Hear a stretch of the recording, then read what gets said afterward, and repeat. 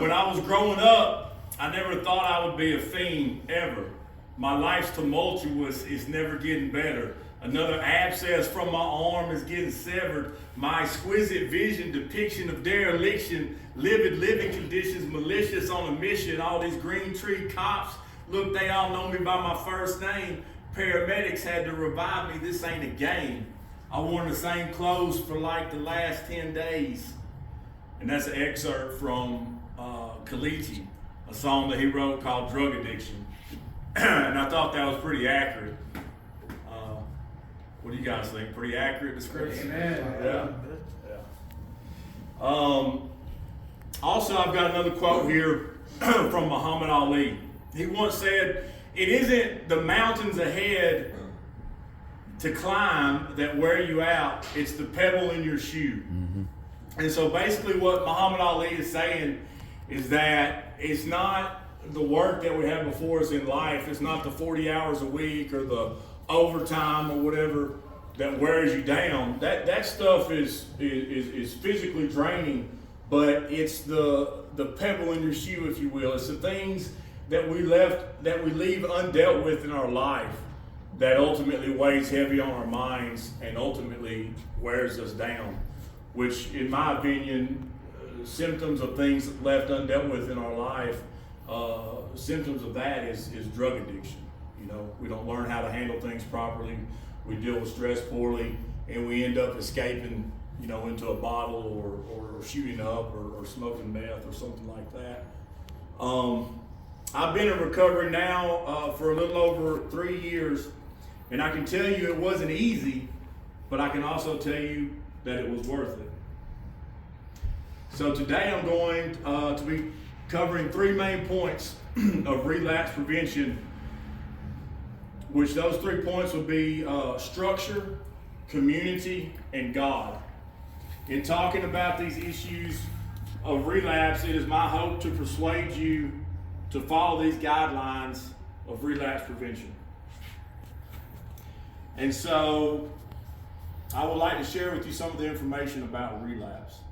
According to the American Counseling Association, relapse begins internally and culminates in behavioral changes, or in other words, using chemicals. Many times these internal conflicts can be brought on by being in places that we shouldn't be at, or being around people that we used to use with, or people that we know we could potentially end up, you know, finding ourselves in a compromising position. Relapse can also be brought on by stress or handling stress poorly. Stress that goes undealt with can cause depression and anxiety, and ultimately could lead to relapse. Lack of sleep can also cause relapse, as we tend to make rash decisions when we haven't had the proper amount of sleep. Relapse can cause loss of previous restoration with your family. It can put you in financial stress, and it could ultimately cost you your life. Now that we've talked about the problem, let's talk about the solution. Structure. Structure is what is needed most in the life of an addict. We need to be accountable with ourselves as far as the places that we go and the people that we spend time with. And so our day should be structured as in a way to avoid putting ourselves in compromising positions. Then next you would have community. We need to be plugged into a church. We should also be involved in small groups and Bible studies. We also, it should be also that we make purposeful plans with these friends, these new friends that we've established. Going and doing things that we like to do that are of a positive nature.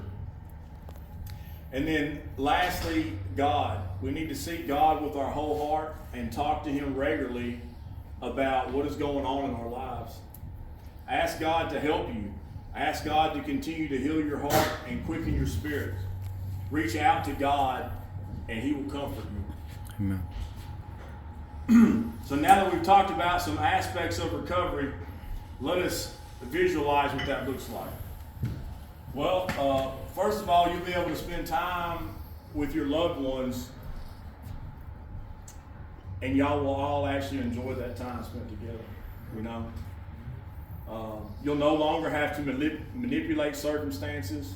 You'll no longer have to manipulate people, the people that you love, in order to get what you need, because you'll actually be able to hold a job and possibly, if you choose so, to pursue a career.